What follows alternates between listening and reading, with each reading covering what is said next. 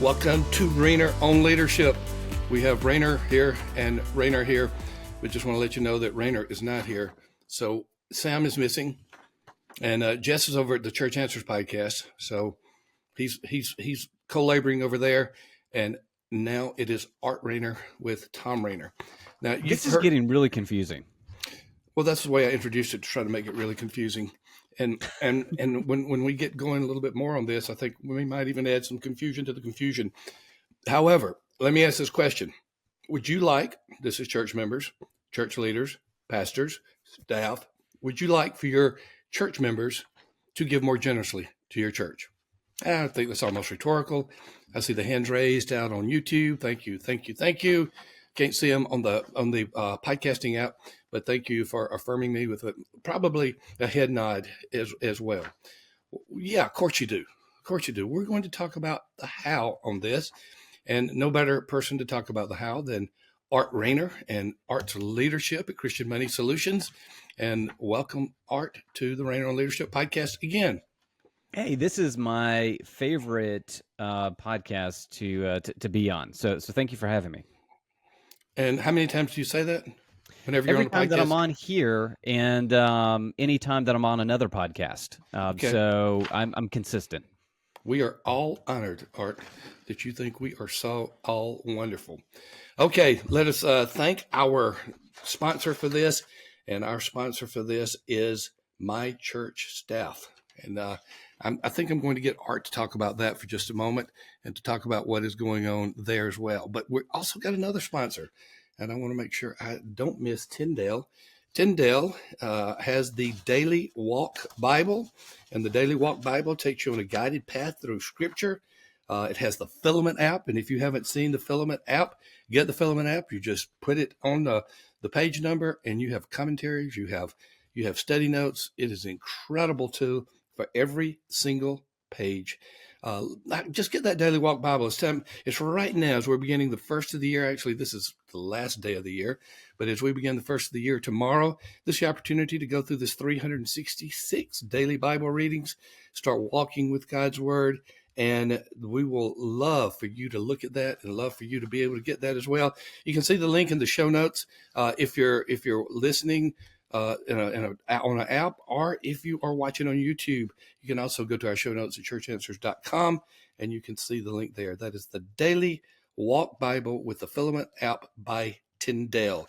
And I started off by talking about also our other sponsor, which is My Church Staff. And I'm going to pause just a minute with that sponsor because you are connected to that, and I want us to talk about it in just a moment. So I'm not going to double up. I'll come back to My Church Staff in just a moment. So Art, when you obviously get the question, how can I increase the giving in my church? Which you do quite often. Yeah. What's your boilerplate answer, or maybe you have some variety? Well, it certainly will not happen by accident. That's what we see, that increasing generosity in your church takes intentional effort on part of the church leaders. Creating a culture of generosity doesn't just happen. Building generous disciples doesn't just happen. It's not to say that generosity can't happen if you don't have somebody overseeing stewardship, but as far as increasing generosity in your church, it's an intentional effort that's made by churches, both in the area of generosity discipleship and financial shepherding. And so that's why I'm so excited about this new role, this new ministry that we have with My Church Staff. I'm working with the stewardship position, and man, I am so excited about it. We're already getting a lot of good feedback from pastors that are a part of this program. Hey, Art, we probably have a lot of people listening or watching right now who've never heard about My Church Staff. And usually I do the explanation for it because we have more than one staff person, which we'll talk about in just a minute. But since you've been involved in it from the onset, describe what that is and how it's helping churches already. Yeah, I'm going to talk specifically about the stewardship role. So for a long time, I've talked to pastors about the stewardship minister position. And for many, if not most churches, the role has always been a must be nice to have position. And what I mean by that is that when I would talk to them about having somebody to oversee stewardship, generosity in their church, they would say something like, well, that must be nice to have. And it was reserved, that particular role in their mind was reserved for the larger churches with the larger budget. They just simply could not afford to have somebody oversee stewardship. And so it was always this must be nice to have position.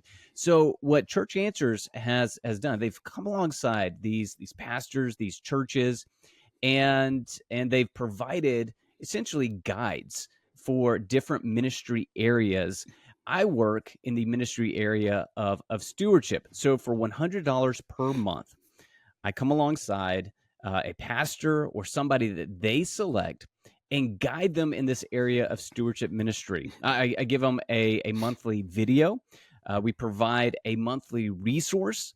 We also provide some office hours where they can just simply ask questions about their stewardship ministry.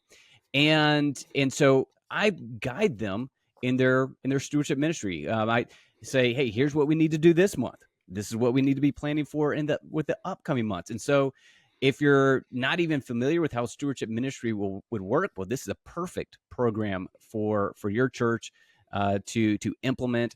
It's really easy to do, and it's at a very low cost. Well, let's unpack it a little bit more. The name of it is My Church Staff.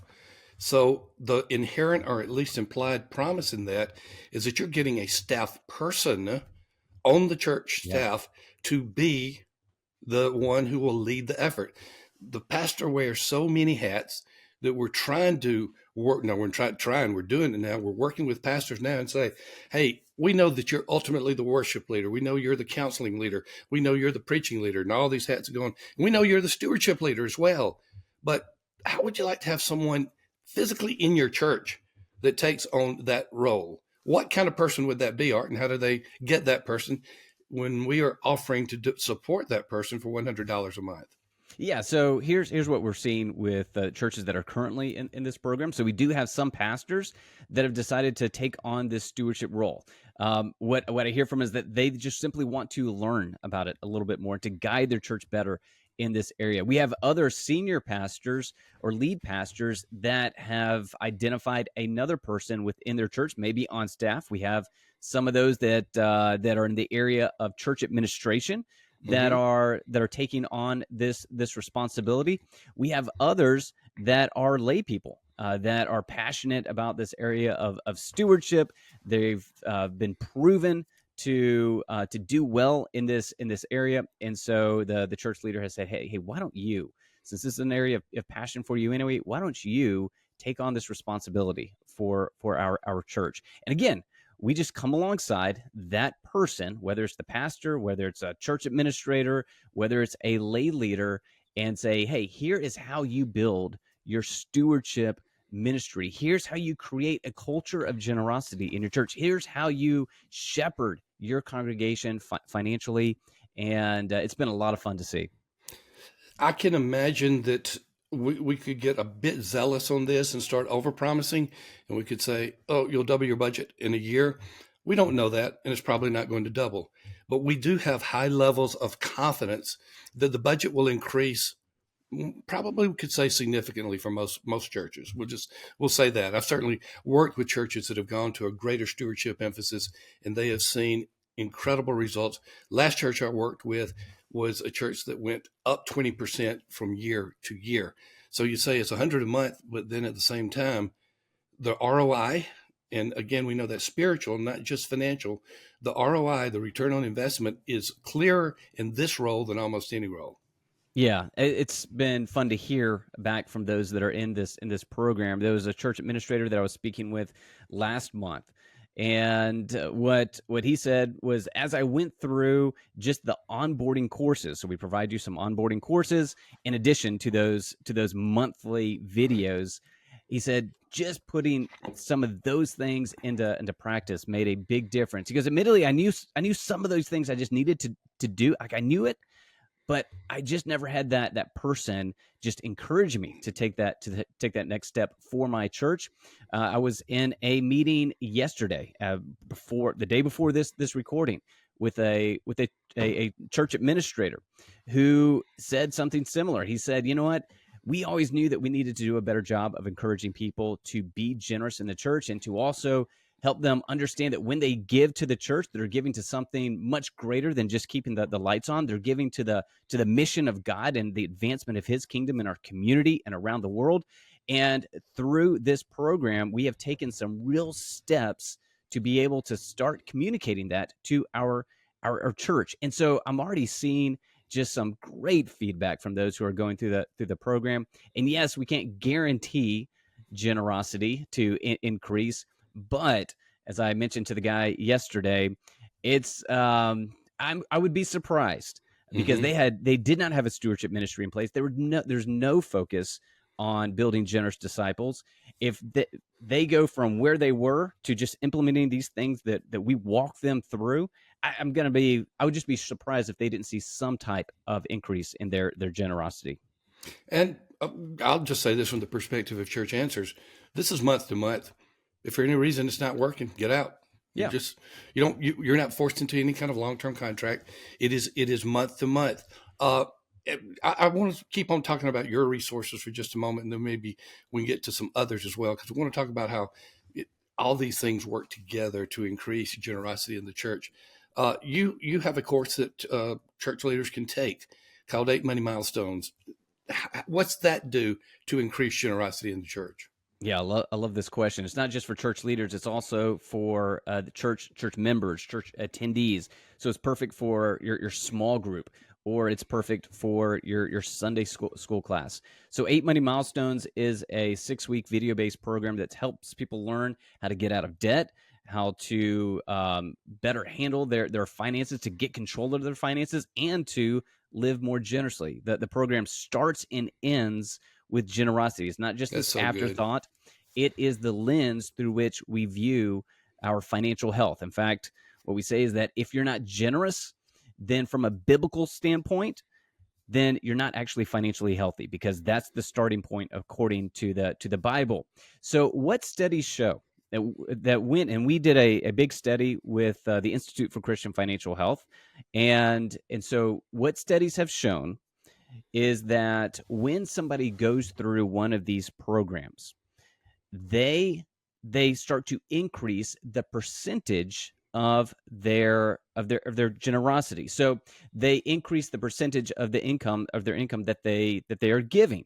Right. And so there is a very clear impact that these types of programs have, which is why if you're going through the My Church Staff Stewardship Program, you are being encouraged right now to get some type of stewardship course ready to go at the end of January. It's the perfect time to Mm. launch one of these programs.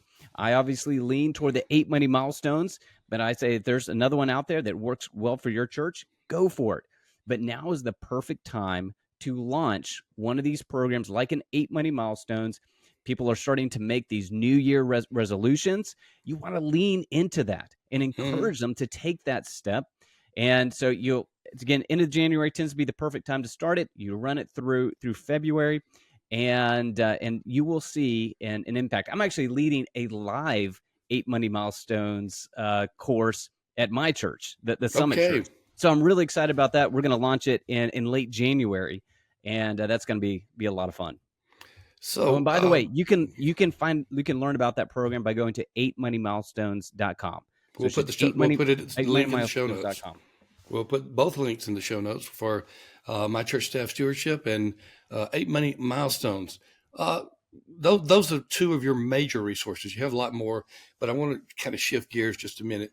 Another way that I've heard from you primarily that people are getting more generous is that they are giving after their life ends. We call Yeah. that legacy giving, or they're preparing while their life is still on earth. But when they go meet their reward in heaven, they then have a plan that will give to the church.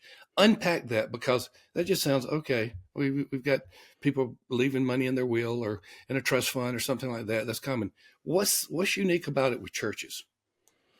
So I've heard this type of story over and over and over again, where somebody dies as a member of the church dies, and they either leave it their resources to just their kids, which there's a time and place for that.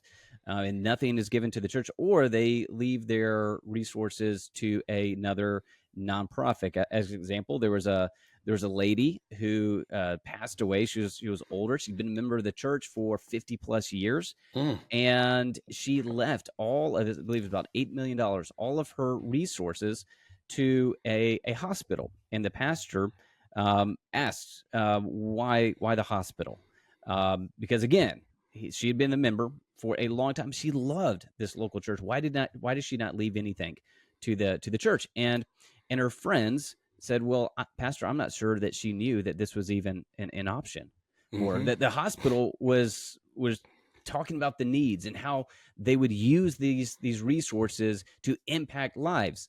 Nobody from the church even said anything. And yet we have the greatest mission on Mm. earth. And so as church leaders, this is something that we need to talk about. We need to talk about it because it's a stewardship issue. I mean, this is likely the largest numerical stewardship decision that a person will make, and our church members will be held accountable for it. And it's at a And generational peak too, with the baby boomers dying. you have what's called the great wealth transfer that's happening right now, where a significant amount of money, they estimate around $30 trillion, will be transferred from one generation to the next in the form of state gifts. And so the church needs to talk about this because it's a stewardship issue and it's a mission issue. And many of those in your church, if they just simply knew that they could give to the church out of their estate, they would. Which, by the way, if you're going through the My Church Staff program, the stewardship program that we have, I was going we to are ask. we are going to encourage you to put on some type of legacy planning, estate giving seminar in the fall. And we're going to walk you through how to do that, to educate your members on this very important stewardship area. So if the pastor's wearing a hat and it says stewardship, and he says, the last thing I want to do is get in front of my members and say, when you die, will you do this? And that's really not the right attitude, but some of them feel that way. So Yeah. what will happen here, unless the pastor elects to be in the program himself, what will happen here is the designated person, the lay person who's doing it voluntarily, the staff person who is adding it to his or her responsibilities. They will take that load off the pastor, and they will find a way to talk about legacy giving in the form of a conference or something so they can get that in front of the church members. And to be very clear, we're not talking about a sales pitch. Right. As those who are going through the program, they've quickly realized that this is not a sales pitch. This is us communicating to the church what the Bible says about generosity and helping them flesh that out in their day-to-day life.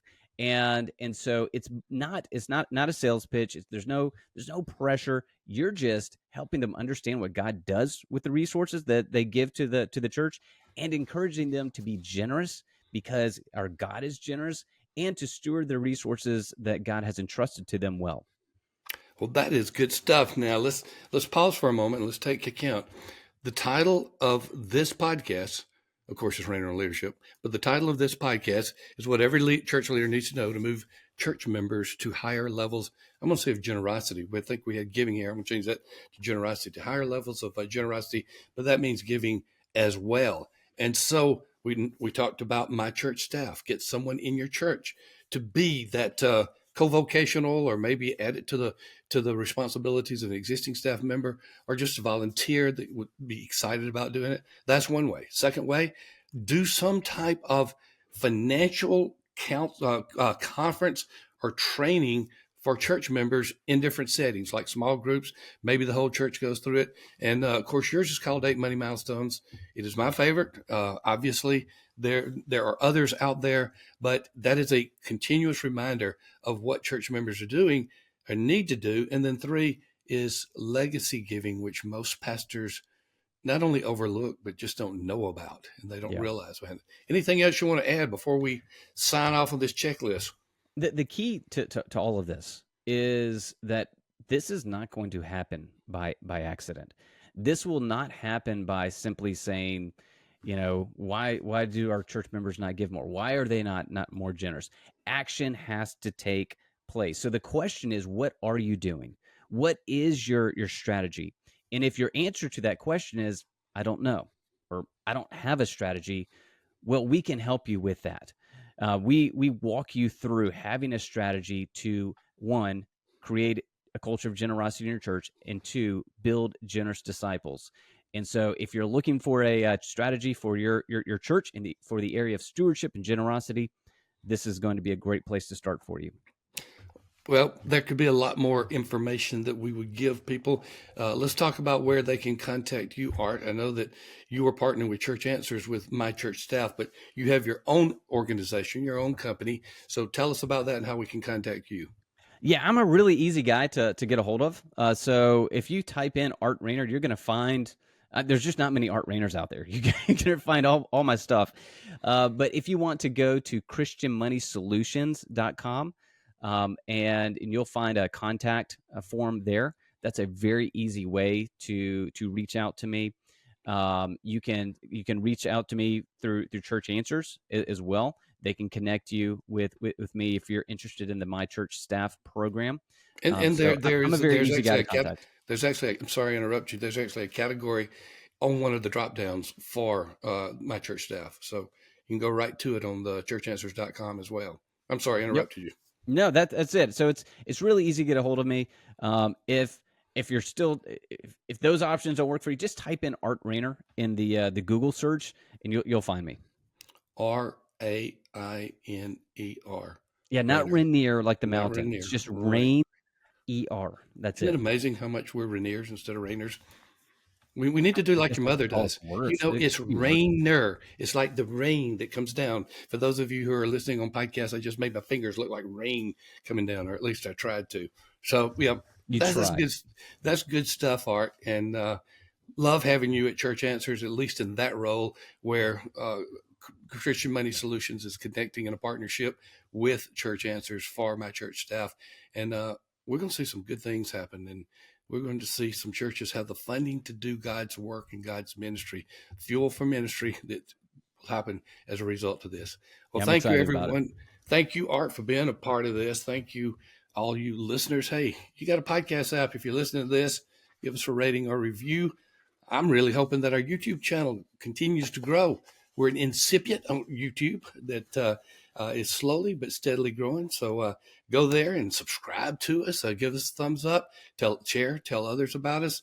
And come on. We're now, Rayner on Leadership is now twice a week instead of once a week. And so check us out. We got a lot going on.